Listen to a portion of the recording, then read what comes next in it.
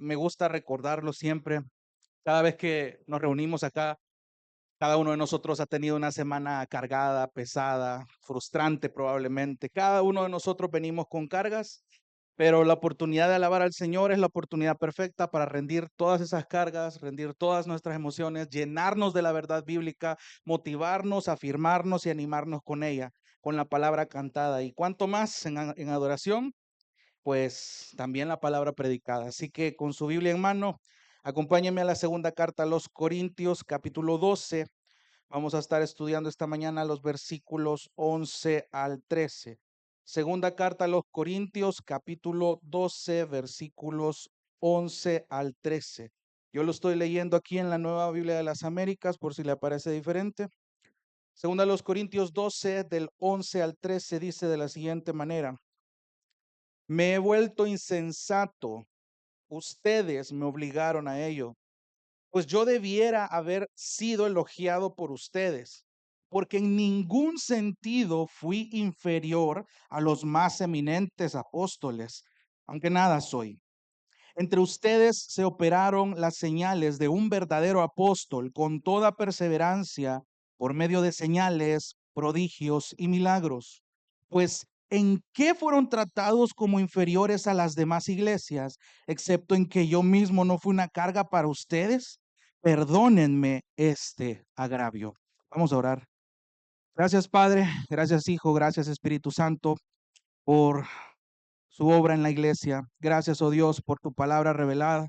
Gracias, Señor, porque no estamos interesados solamente en llenar nuestra cabeza de teología, de conocimiento bíblico, sino también, Señor, pon el querer también como el hacer por tu espíritu. Permite que lo que vamos a aprender alrededor de tu palabra pueda penetrar lo más profundo de nuestros corazones, Señor, y permítenos vivir a la luz de este precioso evangelio que tú nos has dado. Gracias por mis hermanos y hermanas que están presentes. Gracias porque hasta acá tu gracia los ha sostenido. Y gracias, Señor, por lo que haces en cada uno de nosotros. Te pido por los que no van a poder estar en esta ocasión, por los que están en la transmisión conectados, Señor. Y gracias por los que van a ver más adelante y van a escuchar esta prédica más adelante. Que tu nombre siempre siga siendo glorificado. En el nombre de Jesús te damos gracias. Amén y amén. Pueden tomar asiento, hermanos. Continuando con el estudio de esta segunda carta a los Corintios, le he titulado este mensaje Autenticados por el Señor. Quiero traer a su memoria algo que sucedió en el año 2024 en la Ciudad de México. Se reportaba una noticia de que una mujer fue arrestada por hacerse pasar como psiquiatra. Se descubrió que esta mujer había falsificado los títulos que la hacían presentarse como doctora en neurociencia, egresada de Harvard. Se presentaba como académica vinculada a la Universidad de Oxford. Se presentaba como exagente del FBI y una experta en salud mental a nivel internacional. Oiga eso. Pero la realidad es que ella simplemente poseía una licenciatura en Derecho y una maestría en criminalística. Incluso ella llegó a inventarse un matrimonio ficticio con su propio psiquiatra y utilizaba montajes digitales un poco groseros en Photoshop para simular que aparecía en portadas de revistas científicas o se ponía junto a personal de salud del extranjero. Pero lo más peligroso de esto es que ella falsificaba recetas y dejaba medicamentos que sus pacientes no necesitaban. Y así les dejaba tratamientos negligentes que afectaron la salud de muchas personas y pusieron sus vidas en riesgo. Así de peligroso, precisamente, también son aquellos que buscan venderse como grandes personas especiales, elegidas, ungidas, usadas por el Señor de una forma única y especial. Aquellos que se autodenominan profetas, apóstoles actuales, que andan haciendo campañas proclamándose del yo, el yo y el yo. Y mucha gente les cree, mucha gente les cree, pero predican un evangelio muy distinto que está prometiendo cosas que Dios no ha prometido. y ponen en gran riesgo, así como pasó con esta falsa psiquiatra, los falsos maestros ponen en gran riesgo el alma de las personas que sufren de estas sobredosis espirituales. Quiero que veamos en esta ocasión cómo el apóstol Pablo se está enfrentando otra vez a estas personas impostoras que se estaban vendiendo como auténticos mensajeros del Señor, cuando en realidad no era así. Entonces, en el texto de hoy yo quiero que note cómo Dios nos muestra cómo luce un verdadero apostolado, cómo luce un verdadero apostolado con el fin de distinguirse de los falsos. Y lo vamos a estudiar a través de tres evidencias. Una vez más, Dios nos está mostrando cómo luce un verdadero apostolado con el fin de distinguirlo de los falsos. Pero antes de ir a estas tres evidencias, quiero ponerlo en contexto. Pablo, desde el capítulo 7, ha venido presentando esta defensa, este argumento contra los falsos maestros. Si hay algo que recalcar, hermanos, es que el amor que el apóstol Pablo tenía por una congregación tan difícil, complicada y testaruda como los corintios, es algo que solo Dios pudo hacer en la obra de Pablo. Y es interesante cómo a comparación de los falsos maestros que presumían sus méritos, que presumían sus talentos, que presumían el disque respaldo por Dios, Pablo presentaba sus defensas a través de sus debilidades. Es un poco ilógico porque le mencionaba en el último sermón que tuve la oportunidad de predicar que cuando usted va a una entrevista de trabajo o cuando usted busca alguna posición mayor en el lugar donde está, usted no va a exhibir solamente sus debilidades, no va a exhibir lo peor de usted. Usted va a buscar venderse como la persona más apta y capaz para el puesto. Pero aquí viene lo lógico y lógico del reino de Dios. Porque Pablo estaba diciendo en la porción anterior que aprendíamos la semana pasada, que Pablo pidió 3 veces al Señor por un aguijón en la carne, el cual el Señor no le contestó. O sea, el Señor le dijo, no le otorgó la respuesta que Pablo esperaba. Y ya conocemos el texto, la respuesta del Señor es increíblemente preciosa. Bástate mi gracia. Mi gracia es completamente suficiente porque es allí, en tus debilidades, es el escenario perfecto donde mi poder se perfecciona, se manifiesta, se evidencia, se muestra, da testimonio a otros. Entonces Pablo concluye, entonces de buena gana, con buena actitud, entonces me voy a gloriar en estas debilidades. Y eso competía con el orgullo de los falsos maestros. Y él, Pablo, desde los versículos 26 hasta el 30 del capítulo 11, él está diciendo, miren, yo sigo sufriendo aquí en los viajes, en los peligros de los falsos hermanos. O sea, es increíble cómo ha venido detallando cada debilidad que ha pasado. Y en el capítulo 12 sigue diciendo, bueno, entonces me voy a complacer en insultos, en privaciones, en persecuciones y en angustias por amor a Cristo, porque cuando soy débil, entonces soy fuerte. Entonces viene de ese poderoso argumento, pero la idea no se ha cerrado. Entonces, ya ahora en el versículo 11, y acompáñeme ahí, versículo 11, él dice, me he vuelto insensato. La Reina Valera dice, me he vuelto un necio. ¿Pero por qué? Déjeme aclararle algo. Si hay algo que Pablo quería dejar bien en claro, era lo mucho que le desagradaba la idea de recurrir a este tema de gloriarse, de jactarse para defender su ministerio. Y ahí está lo interesante, lo aprendíamos hace 2 predicaciones. Para él era necio, era insensato presumir sus méritos de la misma forma que lo estaban haciendo los falsos maestros.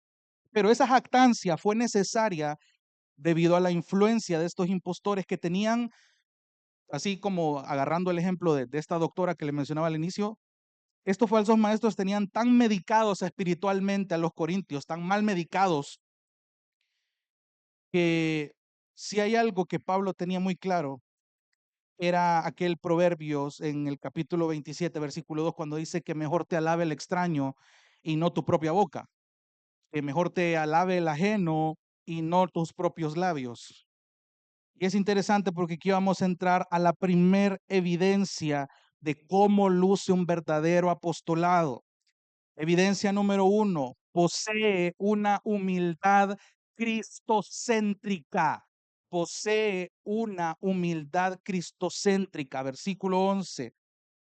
Me he vuelto insensato. Ustedes me obligaron a ello. Una vez más, por esta situación de que los falsos maestros estaban descreditando a Pablo, Pablo viene y entonces tiene que defenderse usando sus méritos de que él es un auténtico apóstol de Jesucristo.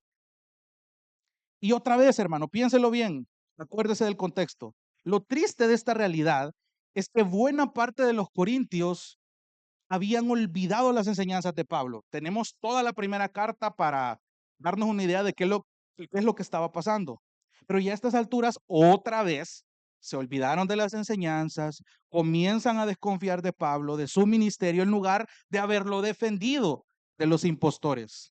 ¿Por qué? Porque ya hemos estudiado antes cómo Pablo los trata como a hijos a pesar de sus faltas, y ellos lo consideran a él como un padre espiritual y les ha mostrado amor, les ha mostrado paciencia, les ha mostrado cuánto se preocupa por ellos y los ha corregido porque les ha hablado fuerte. Y eso lo hemos visto a lo largo de este estudio.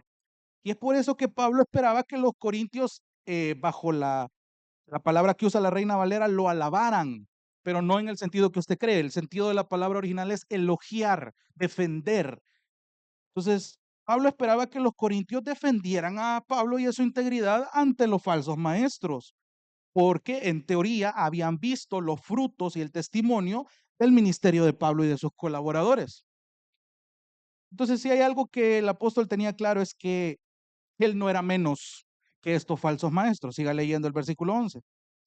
Me he vuelto insensato. Ustedes me obligaron a ello, pues yo debiera haber sido elogiado por ustedes, porque en ningún sentido fui inferior a los más eminentes apóstoles. Aquí no está hablando de los de su bando, por así decirlo. No, aquí está hablando de una manera sarcástica para referirse a los falsos maestros, porque ellos estaban dominando como la eminencia apostólica. Ellos estaban vendiendo como los verdaderos apóstoles. Ellos estaban vendiendo como, y aquí la palabra original en el griego dice los superapóstoles. Entonces Pablo está diciendo, no, si de algo yo estoy seguro es que no soy inferior a estos superapóstoles. Pero ¿dónde está la humildad ahí? Me podrá decir, porque pareciera que él es un poco fuerte. Fíjese, otra vez, está usando un tono sarcástico, pero la frase no termina ahí. Siga leyendo. Ahí está la importancia de cómo Pablo usa las palabras con un gran cuidado. Me he vuelto insensato. Yo debería de haber sido elogiado por ustedes porque en ningún sentido fui inferior a los más eminentes apóstoles. Y subraya esa frase, aunque nada soy. Piénsenlo por un momento. Ya vimos el currículum del apóstol Pablo. Ya sabemos que él tenía mucho de qué presumir y toda la carrera ministerial que él tenía, pero mire cómo él se defiende, entre comillas, ante los falsos maestros y se presenta ante una iglesia tan problemática como los corintios. No soy nada. O sea, parece contradictorio otra vez, y esto es lo precioso de esto. Pablo está diciendo, yo, si de algo estoy seguro, es que no soy inferior a estos superapóstoles, pero no soy nada. Piénselo otra vez. Pablo aquí entonces está mostrando esta humildad que yo le comento. A diferencia, présteme atención, ¿por qué Pablo dice, aunque nada soy? ¿Por qué? Bueno, otra vez que aprendimos la semana pasada, hace unos versículos atrás, él acaba de mostrar sus debilidades como el escenario donde Dios se glorifica. Porque Pablo ha entendido que todo mérito que él ha conseguido ha sido por la gracia que el Señor le ha dado. Entonces, a diferencia de estos impostores que recurrían a presumirse frecuentemente de sus aparentes credenciales, Pablo está mostrando humildad, pero no cualquier humildad. Es una humildad cristocéntrica. Pablo sabe que sus méritos fueron por gracia. Tuvo como ejemplo de humildad a Cristo mismo.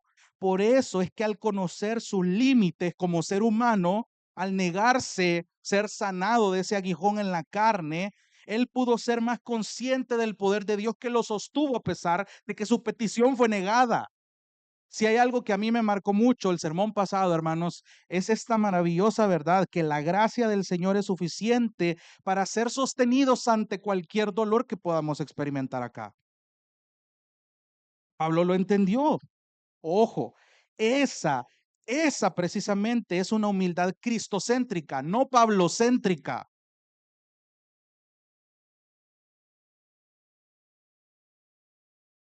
El Señor cumplió su propósito con el aguijón de la carne. ¿Se acuerda por qué en varias ocasiones Pablo dice, y para que no me enalteciera, el Señor permitió este aguijón?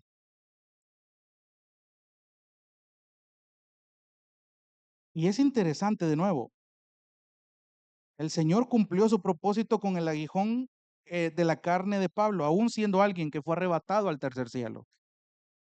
Y eso es un gran ejemplo. Versículo 11. Me he vuelto insensato. Ustedes me obligaron a ello. Me vi presionado. No es lo que yo usualmente hago.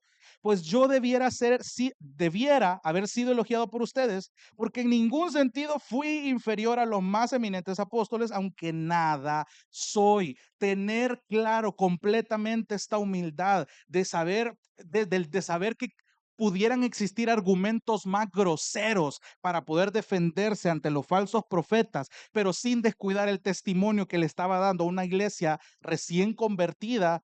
Estaba en juego la gloria del Señor y el testimonio del Evangelio, como ya lo hemos mencionado antes. Incluso la manera de defenderse fue algo muy sabio de parte de Pablo, algo inesperado de parte de sus opositores. Entonces, hermanos, una evidencia de este verdadero apostolado es esta humildad cristocéntrica. Pablo en ningún momento se colocó como el foco de atención de todo. Y como lo mencionábamos en aquel sermón, si él atrajo algún tipo de atención hacia él supo direccionarla hacia Cristo. Eso es precisamente lo que somos llamados a hacer cada uno de nosotros. Eso es por qué, y aquí me adelanto un poquito, eso es por qué usted debe saber discernir cuando alguien que venga a pintarse como apóstol o profeta debe discernir por qué, cuál es la necesidad de llamar la atención de esa manera. Cualquier persona que predique el evangelio, que se autoproclame anunciador del evangelio y está atrayendo su atención solamente hacia él, solamente hacia sí mismo, sin direccionarla a su creador, eso no es el evangelio, no es el evangelio. Un verdadero apostolado posee esta humildad cristocéntrica. Evidencia número 2, posee autenticación divina. Posee autenticación divina. Versículo 12. Pablo está diciendo, entre ustedes se operaron las señales de un verdadero apóstol, con toda perseverancia por medio de señales, prodigios y milagros. Y aquí quiero detenerme un momento. Es interesante también porque la palabra apóstol, que viene de la palabra griega apóstolos, se está refiriendo a un mensajero, a un enviado o a un encomendado. Mensajero, enviado o encomendado. Pero en el contexto más específico dentro de la Biblia, específicamente en el Nuevo Testamento, está hablando de un mensajero especial de Jesucristo. Un mensajero especial de parte de Jesucristo. Piénsalo por un momento.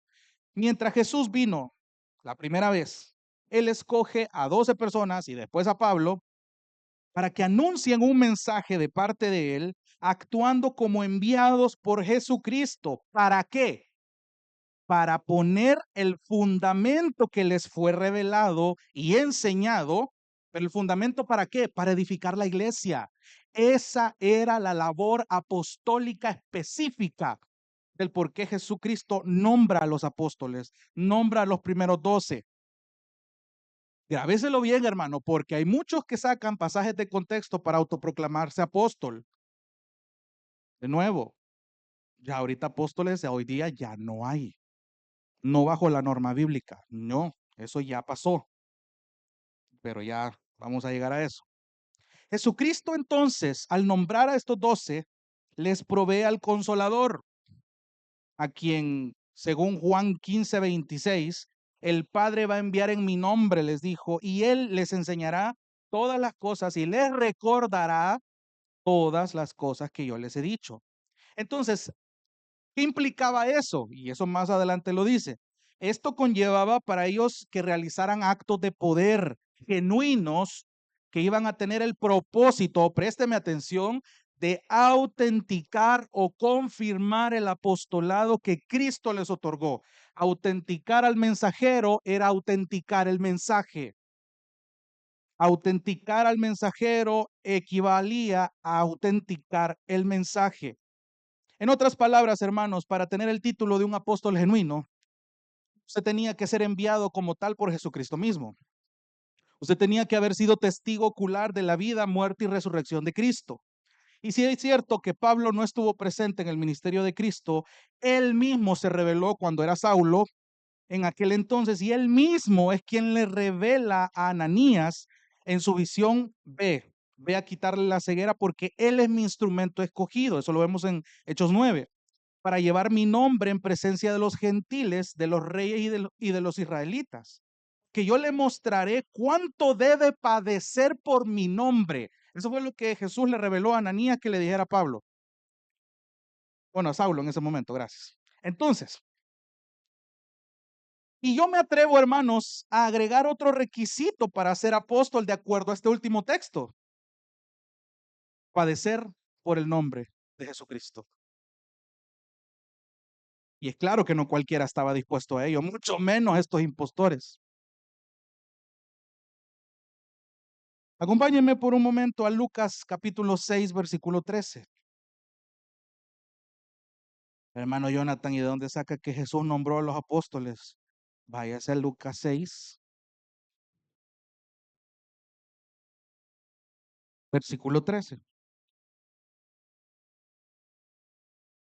Todavía el mismo encabezado se lo dice. Lucas 6:13 dice: cuando se hizo de día, Jesús llamó a sus discípulos y escogió 12 de ellos, a los que también les dio el nombre de apóstoles. Lucas nos está afirmando que fue Jesús quien les dio ese nombre. Hoy acompáñenme a Juan 15:16. Juan capítulo 15, versículo 16.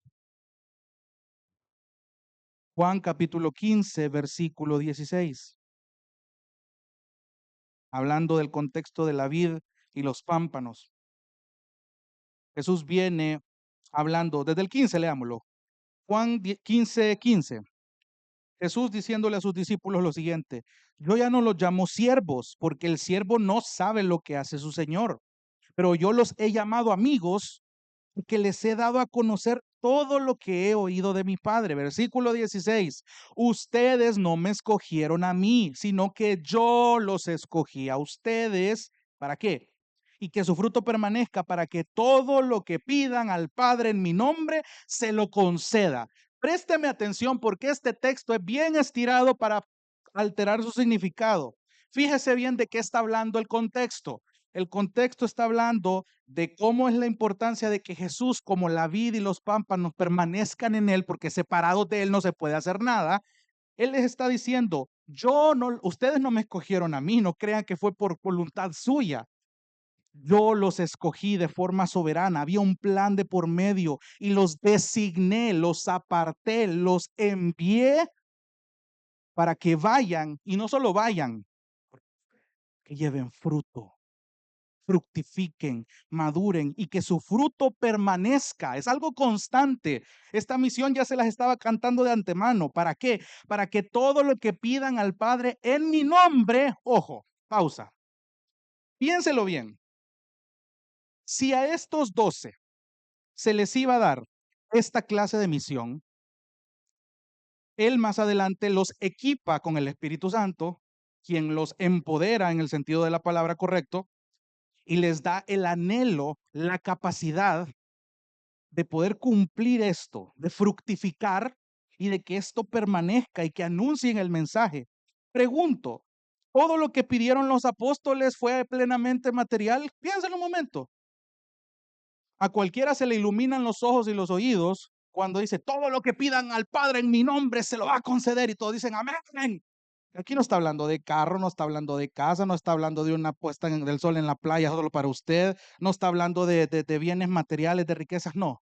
Piense un momento, ¿cuál podría ser una petición de estos apóstoles en ese momento? Que el evangelio fuera predicado, que se abrieran puertas, que los discípulos crecieran, que hubieran oportunidades para predicar el evangelio, que el Señor concediera que este evangelio se fuera predicando, que guardara sus vidas, que los preservara del peligro, que los sostuviera en la debilidad. Esas eran cosas que estos apóstoles podían pedir dentro de la voluntad del Señor, y como era propósito y voluntad del Señor Jesucristo, Él lo iba a conceder. Ahí es muy diferente leerlo de nuevo. Juan 15:16, ya en la última parte. Para que todo lo que pidan al Padre en mi nombre, se lo conceda. Ya, eso es muy diferente. Entonces, ¿por qué hago este paréntesis? Que usted tiene que entender, amado hermano, que la era apostólica tuvo un comienzo, pero también tuvo un final en ese sentido. Aquí hay muchos textos, pero por razón de tiempo estoy escogiendo estos que le estoy dando. Esto conllevaba a que el Espíritu Santo les daba la capacidad de hacer señales, milagros, prodigios, que vemos registrado en todo el libro de Hechos y en otros libros del Nuevo Testamento. Entonces, ¿cuál era el propósito de que la gente se maravillara? Porque se cometía el error de que la gente se inclinaba ante los discípulos y los discípulos, no, no, no, yo soy un hombre normal más. Fíjese, al hacer este tipo de señales y milagros, atraían la atención hacia ellos. Pero ¿qué hicieron ellos? No, ellos direccionaban esa atención. No, es que no soy yo soy un simple conducto, soy un simple instrumento. Quien está dándome la capacidad es el Dios de Abraham, de Isaac y de Jacob. Entonces es bien difícil que ahora alguien pueda decir y afirmar que es un apóstol genuino, sobre todo por los requisitos ya antes mencionados. Entonces Pablo en ningún momento, y regrese ahí a 2 Corintios 12, fíjese bien, en ningún momento Pablo está adjudicándose el hacer de primera mano estas señales. Él no dice, yo operé las señales, los prodigios, los milagros. Él no dice, yo hice señales, yo hice prodigios, yo hice diversos milagros. No. Aquí en la Biblia de las Américas dice, se operó, se operaron. En la Reina Valera dice, se hizo o se hicieron. Esto en la gramática se conoce como la voz pasiva. ¿Qué me comunica eso? Que hay un tercer agente en la acción que está participando y que está afectando directamente al sujeto. Es decir, había alguien más que estaba operando con este poder. Hay un tercero aquí que no es mencionado por quien se hacían estos milagros. Otra vez, Pablo fue muy cuidadoso con sus palabras, porque ahí muy, muy sutilmente él está adjudicando todas las señales que él hizo, todos los milagros que él hizo, en el sentido tal cual de la palabra, y él se presenta, esto se hizo a través de mí. Cada vez que un apóstol predicaba el evangelio en el Nuevo Testamento, usted se va a dar cuenta cómo Dios fortalecía el testimonio de estos con señales, con prodigios, con milagros, con dones del Espíritu Santo. Váyase un momento a Hebreos 2:4, por favor. Hebreos capítulo 2, versículo 4. Hebreos capítulo 2, versículo 4.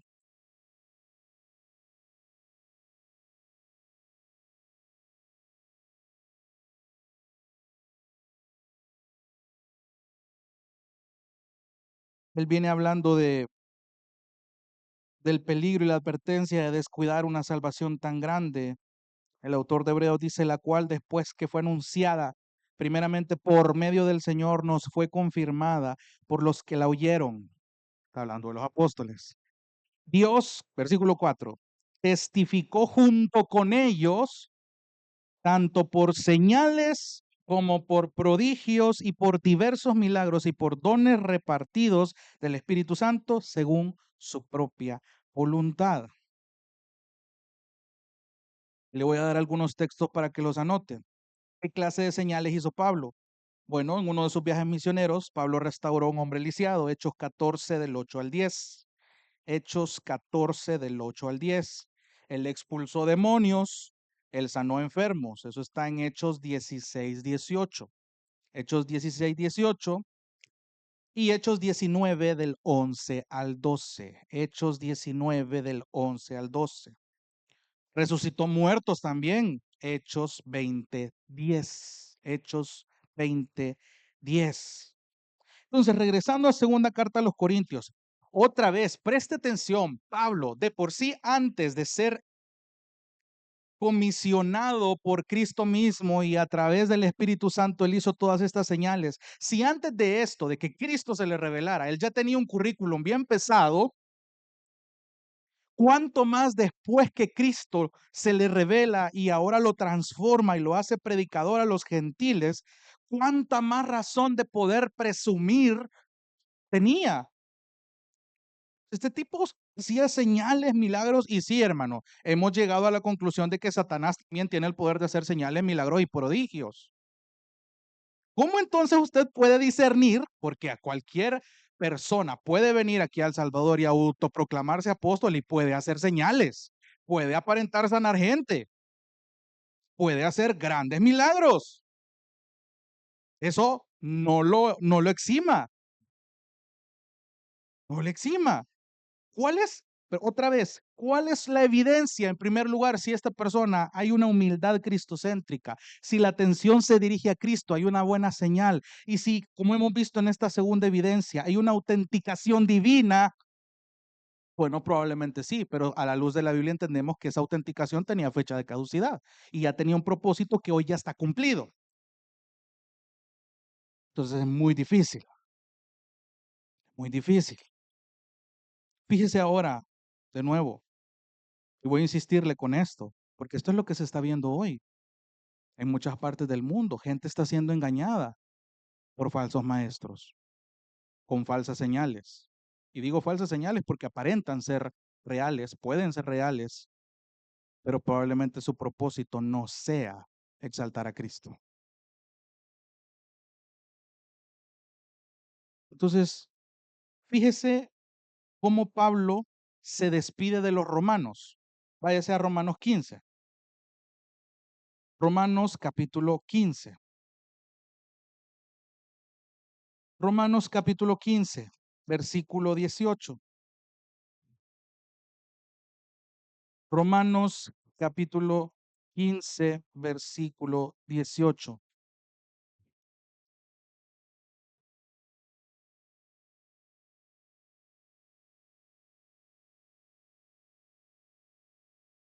Desde el 17, fíjese, la conclusión a la que llega al detallar el evangelio a los gentiles. Por tanto, dice el versículo 17, Romanos 15, 17. En Cristo Jesús he hallado razón para gloriarme en las cosas que se refieren a Dios. De entrada, sépanlo, si de algo me voy a gloriar es en esto, de todo lo que tenga que ver con Dios. ¿Por qué? Porque no me atreveré a hablar de nada sino de lo que Cristo ha hecho por medio de mí,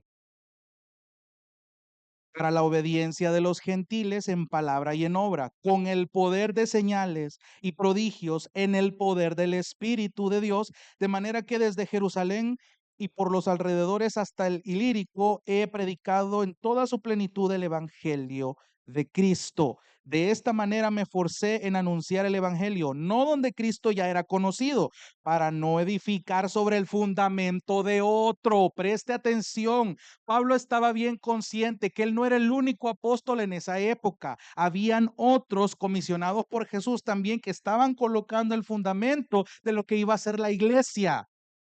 Y él sabía que no podía entrometerse con eso, sino complementarlo. Por eso es que usted lee el evangelio de Marcos, de Mateo, de Juan, ve los escritos de Lucas, ve los escritos de Pedro, y usted va a encontrar una armonía. Solo Dios puede hacer eso. Para no edificar sobre el fundamento de otros, sino como está escrito: aquellos a quienes nunca les fue anunciado acerca de él, verán, y los que no han oído, entenderán. Vuelva segunda a los Corintios 12, por favor. Entonces, luego de este paréntesis, para entender muy bien en qué consistía la labor de un genuino apóstol comisionado por el Señor Jesucristo, podemos entender por qué esta gente tenía que tener una humildad cristocéntrica, por qué tenían que tener esta autenticación divina. Tenía un propósito muy, pero muy específico. Otra cosa que dice el versículo 12: esto no se hizo de la noche a la mañana, hermanos. Esto requirió paciencia, esto requirió perseverancia. ¿Qué quiere decir esto?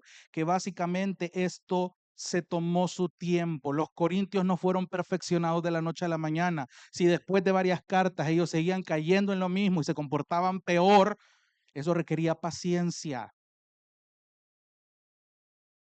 Eso nos da una gran lección de cómo el Señor utilizaba a pecadores para aguzar pecadores. Y esa labor sigue, y eso es lo precioso de cómo Dios, desde los inicios del fundamento, y ahora que la iglesia ya tiene su fundamento claro, eso sigue ocurriendo. El Espíritu Santo aguza pecadores con otros pecadores. Y eso me lleva entonces a la tercera evidencia de un apostolado genuino, de un verdadero apostolado. Ya habíamos dicho que posee una humildad cristocéntrica, también dijimos que posee una autenticación divina, y tercero, posee un amor sacrificial. No es cualquier tipo de amor. Una vez más, hermano, antes de leer el versículo 13, es admirable la paciencia que un simple hombre tuvo con una iglesia tan testaruda, tan necia, tan pecadora, tan problemática. Pero ese es el punto. Solo alguien motivado por el amor de Dios puede sacrificarse de la manera en la que Pablo lo hizo. Lea el versículo 13. Pues, ¿en qué fueron tratados como inferiores a las demás iglesias? Excepto en que yo mismo no fui carga para ustedes. Perdónenme este agravio. Aquí Pablo está usando un poco de ironía. Le explico más o menos por qué. La Biblia nos dice que mientras Pablo estuvo en Corinto, él trabajó elaborando tiendas para no ser una carga económica para la iglesia en Corinto, cosa que él usualmente no hacía. Sabemos que era normal que en las otras iglesias que Dios le permitió plantar, le enviaban ofrendas económicas para su sostenimiento.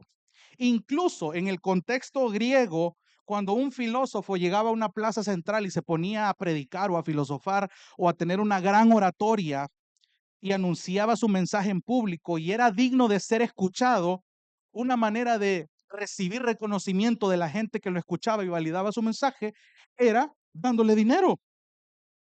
Porque la manera en la que reconocían que su mensaje era auténtico y que reconocían, qué buena labia tiene este varón, vea. Entonces le daban dinero, le daban dinero. Entonces es como, se oye bien, se oye interesante, se oye muy, muy bien. O sea, si hay alguien que amaba la sabiduría eran los griegos, hermanos. Amaban esos discursos profundos de espiritualidad. Y no está muy lejos de la realidad de hoy. A la gente le encanta sonar espiritual. Hablan de mantra, habla de chakra, habla de los 7 sellos de no sé qué, y no son los, de los del Apocalipsis. No, o sea, hablan tanta locura, hermanos, de verdad, o sea, y la gente les presta atención, los aplaude, los hace tendencia en las redes sociales. Y esto no es nada nuevo, no es nada nuevo. Las redes sociales antes eran las plataformas al aire libre. Ahí se reunía la gente y el like era su monedita. Entonces cualquiera que se atrevía a pararse a enseñar, no hombre, este es buen negocio. Yo puedo venir a inventarme cualquier cosa y decir que yo vengo de revelado del dios Júpiter y que me enseñó que a través de este guineo yo puedo bajar de peso en 2 días. O sea, cosas así de locas se le podían ocurrir a los griegos, pero lo maquillaban de una manera tan llamativa, hermanos, que la gente les daba dinero por eso. Entonces, si una de estas personas rechazaba el dinero, culturalmente era una ofensa, era una grosería. Entonces, o una de dos, o tú sos un estafador o tu mensaje no tiene validez. ¿Y qué cree que hizo Pablo? Rechazó el dinero de los corintios, pero él especificó por qué.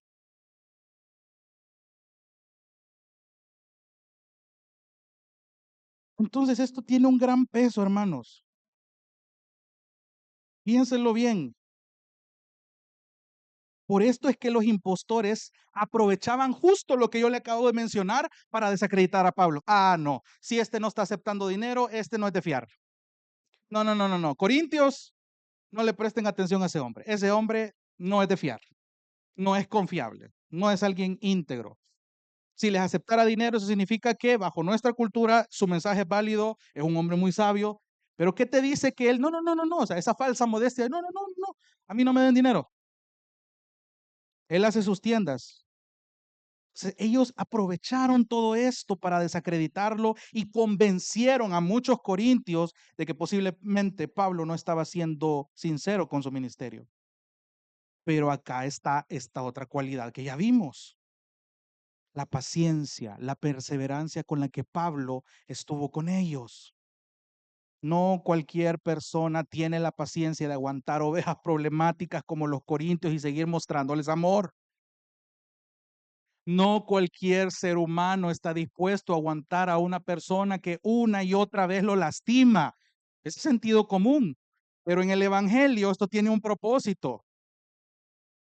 El amor, hermanos, es algo tan estirado, un discurso tan repetido, pero muy poco vivido bíblicamente. Empezando por el que tiene aquí enfrente. A veces nos cuesta amar, hermanos, como Cristo nos ha amado. Ya lo hemos hablado en algunos estudios de jueves. Ese texto de Juan, en esto conocerán todos que ustedes son mis discípulos, en que se amen unos a otros. Si el texto hubiera terminado hasta ahí, no, hombre, yo me armo cualquier tipo de amor a mi conveniencia. Amo bajo mis métodos, amo bajo la manera en la que mejor me convenga. Pero desde el momento en el que Cristo dice, ámense unos a otros como yo los he amado, ahí ya me metió en un gran problema. Porque a mi pecado no le gusta el sacrificio. Primera a los Corintios 13, que se usa mucho en las bodas o cuando la gente se va a casar, cuando en realidad está describiendo todo el amor que Dios ha mostrado en su Hijo. El amor no se goza de la mentira, se goza en la verdad, no se goza en la injusticia. Es sufrido, todo lo espera, todo lo soporta. Ahora, esto tiene un contexto también, no lo estoy mandando a sufrir por amor de manera pecaminosa. Pero amar como Cristo ama, ese es el reto más grande, doloroso, pero gran aleccionador que todos los cristianos estamos llamados a tener. Y ese es el ejemplo de un apostolado genuino, porque se sacrifica por estas ovejas.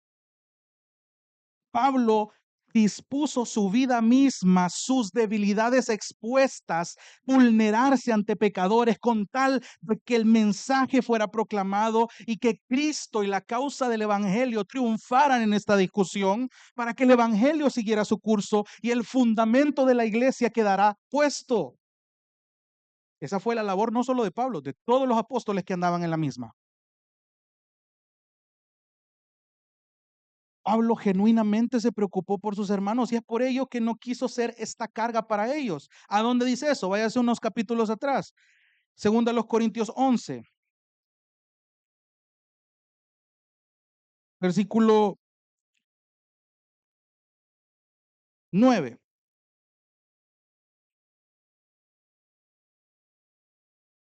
Capítulo atrás, capítulo 11, versículo 9. Dice, cuando estaba con ustedes y tuve necesidad, hablando de necesidad económica, a nadie le fui carga, ninguno de ustedes.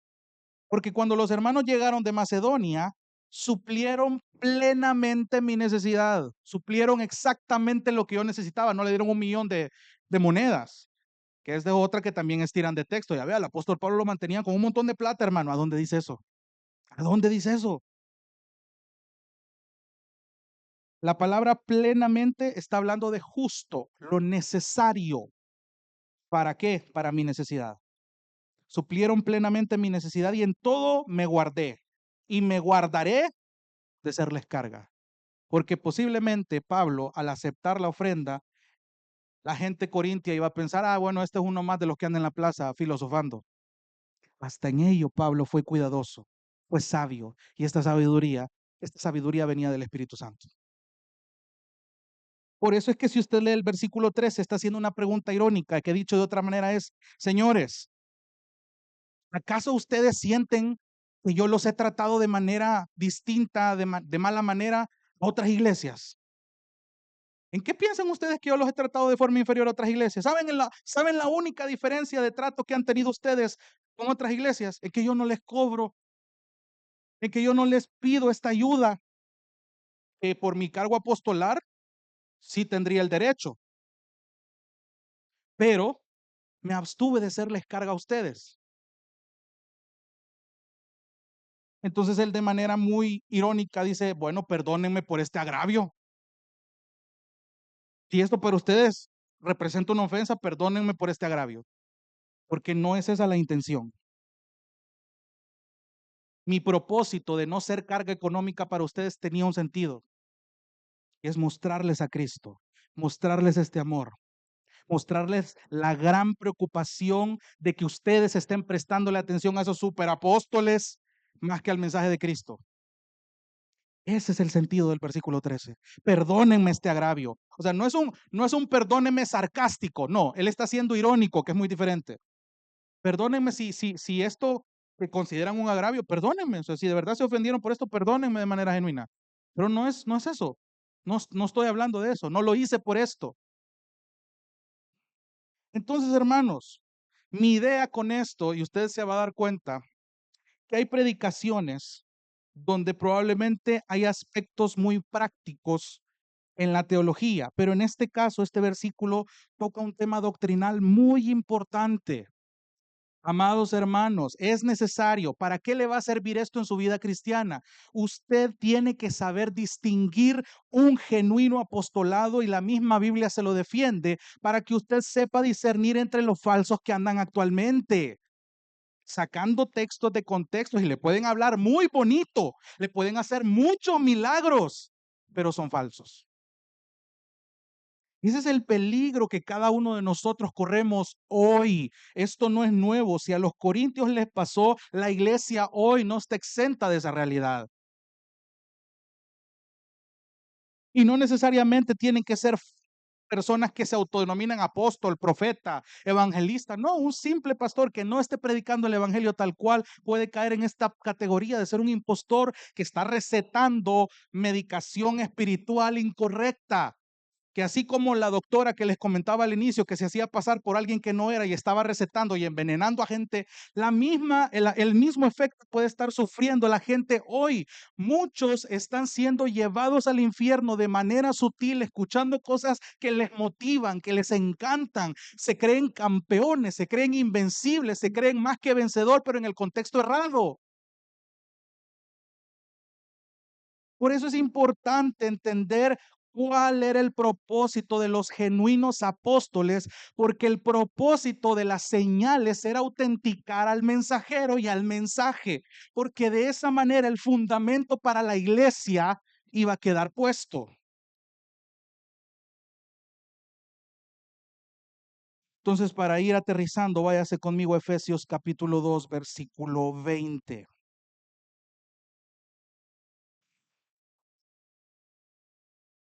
Efesios capítulo 2, desde el 19. Miren qué precioso. Pablo hablándole a la iglesia en Éfeso acerca de esta preciosa unidad y paz que ahora los gentiles se encuentran en Cristo.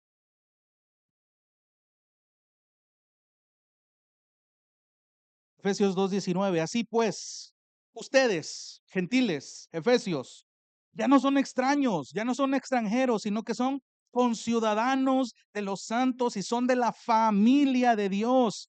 Versículo 20, están ahora edificados sobre el fundamento de los apóstoles y profetas. Haga una pausa ahí.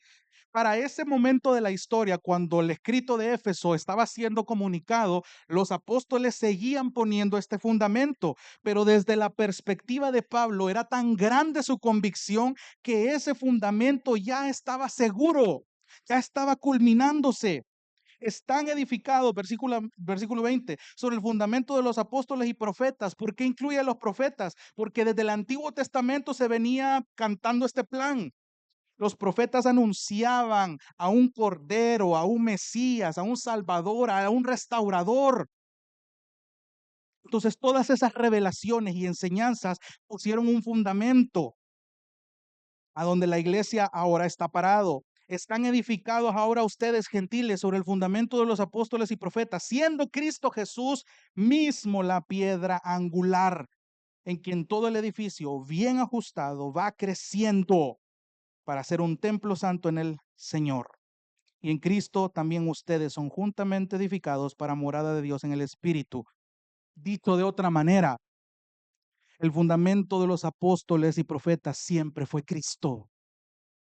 Siempre fue Cristo. ¿De quién hablaban los profetas? ¿Hacia quién apuntaban los profetas? A Cristo. ¿De quién hablaban los apóstoles? De Cristo. ¿De quién debe hablar la iglesia? De Cristo.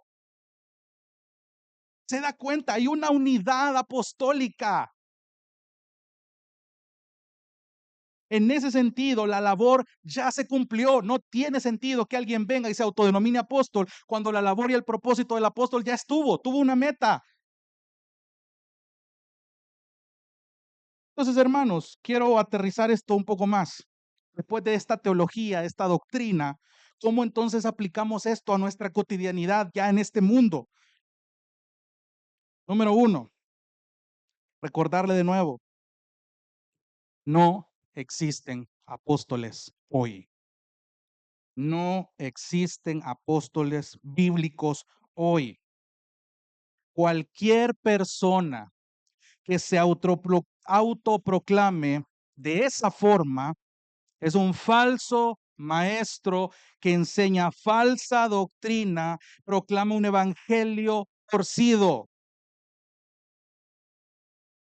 No tiene sentido proclamar la labor de los apóstoles de poner un fundamento para la iglesia cuando el fundamento de la revelación y la enseñanza ya se completó. Y ojo, pueden haber señales, pueden haber milagros, pero incluso eso tuvo su fecha de caducidad.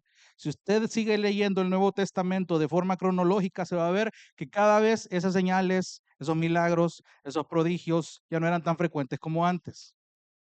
Ahora, estoy diciendo con eso que Dios no tiene el poder para hoy seguir haciendo milagros o señales o prodigios. No estoy diciendo eso. Yo creo firmemente que el Señor tiene el poder y la capacidad, según su voluntad, de seguir obrando en milagros. Présteme atención, pero nunca el Señor va a obrar, va a dar señales, va a proveer milagros, va a proveer una sanación si ese propósito va a ir en contra de lo que Él ya reveló en su palabra. Cualquier persona que venga testificando sanidad, milagros, unción, etcétera, etcétera, pero está trayendo su atención solo a él, solo a ella, y va en contra de lo que la palabra enseña, préstele atención, disciérnalo. Número dos, la labor apostólica hizo posible que la iglesia hoy tenga su fundamento. Si es cierto, hoy no cargamos con el título de apóstoles, hermanos, pero ¿sabe cuál es el título que ahora usted y yo tenemos? La esposa del Cordero, embajadores del Evangelio, la iglesia de Cristo. Una iglesia comprada con sangre y como dice Efesios 2:19, somos ciudadanos de un reino celestial. Por tanto, ese título nos da una misión y una labor. Mateo 28:19-20, vayan, anuncien este mensaje, hagan discípulos, bautícenlos, enséñenles continuamente lo que Jesús nos mostró y ser hijos e hijas de Dios que muestren con sus vidas que este evangelio sigue siendo eficaz, que sigue transformando vidas. Hay un teólogo llamado William Barclay, y lo cito, y él dice lo siguiente: la eficacia, es decir, que algo tenga sentido, que algo funcione. La eficacia es la prueba de la autenticidad, dice él. La realidad de una iglesia no se ve en el esplendor de su edificio o en lo elaborado de su liturgia o en la riqueza de sus ofrendas o en el tamaño de su congregación, sino en las vidas cambiadas. Y si no hay vidas cambiadas, falta el elemento esencial entonces de la autenticidad de la iglesia. Sí, Rosita. Véase hace 5, 6, 7 años atrás. Véase antes de Cristo. Véase antes de conocer el Evangelio y véase hoy. Ese es el Evangelio. Antes de Cristo, después de Cristo. Solo la obra del Evangelio pudo lograr que pecadores que no querían nada con el Señor quieran todo con el Señor. ¿Sabe qué es lo que a mí me entristece de esto? Y empiezo por mi persona al examinar mi propio corazón. Y ya lo he mencionado en otros textos antes, en otras predicaciones. Somos bien propensos a acomodarnos. Hemos reducido nuestro cristianismo a asistir los días de reunión, participar en discipulados, ser activos, tener una vida muy activa de manera externa. Oramos poco, leemos poco, ayunamos poco si es que ayunamos. eh, no hay una disciplina con interés. Entonces, ¿cómo espera que usted le vaya bien? ¿Cómo? O sea, y estoy hablando no en el sentido de que, ay, si usted hace esto, le va a ir bien en la vida, hermano. No estoy hablando de eso. ¿Cómo espera usted resistir en el día de aflicción si usted no está firmado? ¿Cómo usted pretende ser un pámpano fuera de la vid? ¿Sabe lo triste? Que durante lunes, martes, miércoles, jueves, viernes y sábado, usted se expone de una manera increíble al desánimo, a la desmotivación. Y muchas veces ese cometido se logra. Nos desanimamos por una u otra razón. Póngame la excusa que quiera. Pero ¿de cuándo acá nos enfriamos tanto? ¿De cuándo acá se nos fue esa pasión por leer? Pero no leer así rápido, no, leer con atención, leer con reverencia. ¿Cuándo se nos fue esa pasión por permanecer orando? ¿Cuándo se nos fue esa pasión por aguardar un ayuno? ¿Cuándo se nos fue esa pasión por meditar en su palabra? Porque si eso no está ocurriendo, con razón usted no puede obedecerla. Con razón usted no puede ser humilde. Con razón usted le gana el orgullo. Con razón usted es tan airado. Con razón usted no le va bien en lo que debería de irle bien. Por eso no maduramos.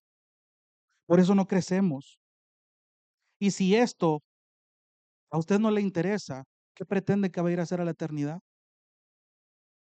Una de las frases que dijo John MacArthur antes de morir es que si el Señor no es tu gozo aquí en la tierra, no vas a ir a hacer nada en el cielo. Tampoco va a ser tu gozo en la eternidad.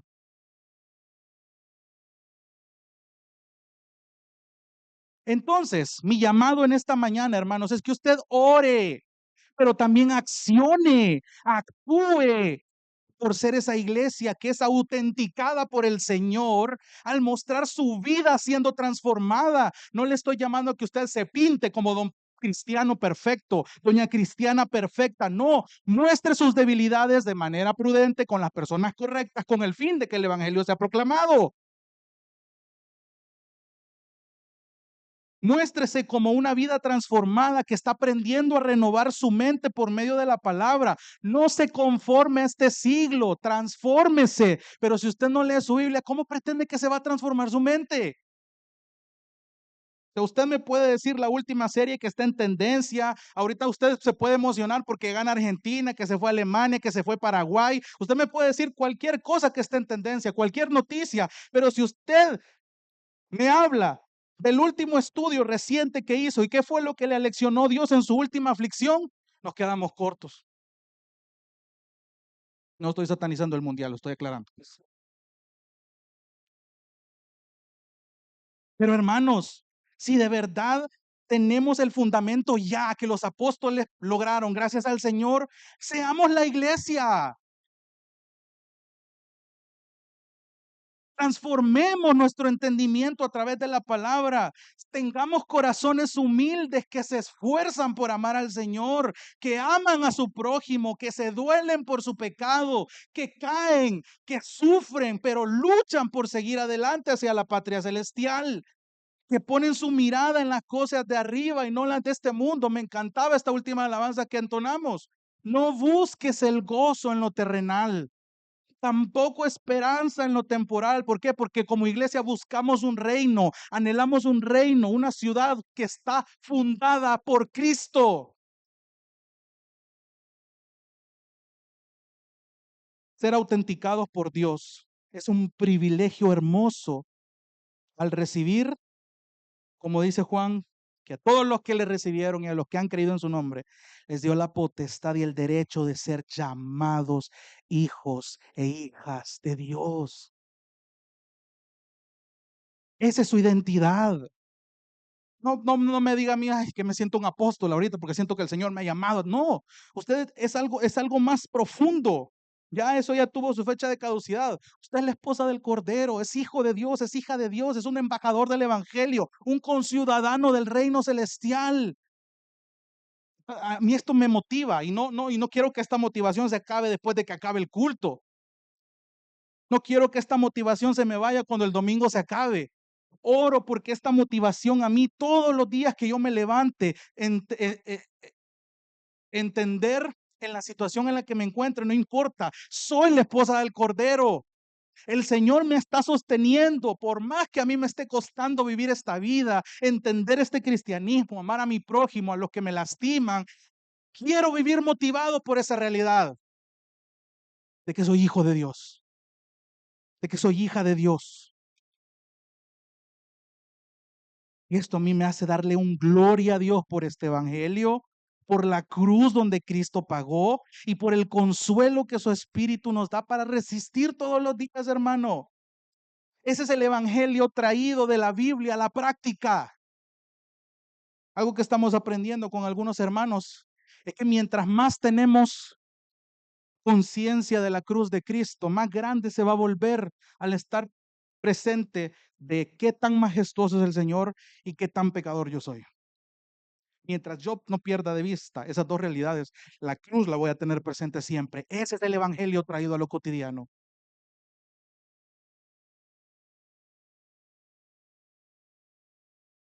En conclusión, entonces, no olvide que en este texto Dios nos mostró cómo luce un verdadero apostolado con el fin de distinguirlo de los falsos.